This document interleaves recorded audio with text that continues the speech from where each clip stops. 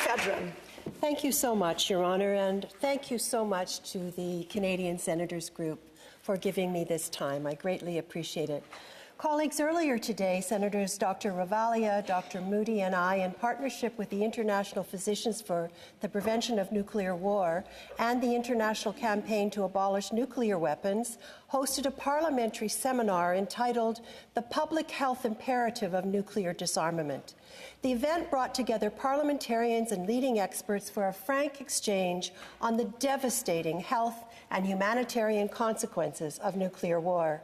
I stand here to thank Senators Dr. Ravalia and Dr. Moodie for collaborating on this seminar and bringing their professional expertise as physicians to this important discussion. They and our other panelist physicians understand that the threat of nuclear conflict and devastation transcends multiple dimensions. It is not solely an international defense issue. It is also a pressing public health, humanitarian, and climate crisis. The United States has recently allocated $1.7 trillion to nuclear weapons modernization, and with ongoing threats from Russia and China, the risks of intentional or accidental nuclear conflict are mounting.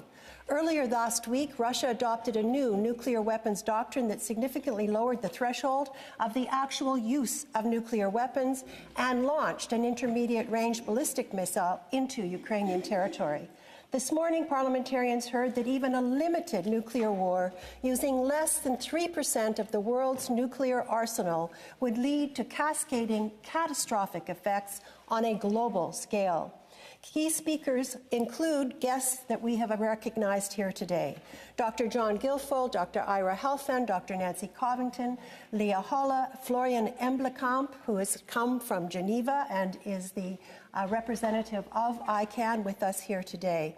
Of particular note, Aigerim Seitenova of Kazakhstan, a third-generation survivor of Soviet nuclear testing, shared a poignant testimony on the intergenerational health impacts and morbidities of nuclear radiation exposure. Colleagues, what could our parliamentary action look like?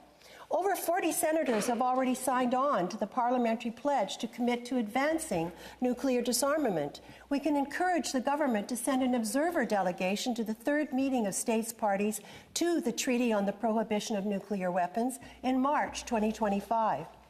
Senators can choose to attend the third MSP and the parliamentary conference on the TPNW as independent delegates. We can participate in the second Youth Parliament Nuclear Summit on February 12th to 14th, 2025 in Ottawa. Senators, please, let's wake up to this crisis and work together. Thank you so much. Merci, miigwech.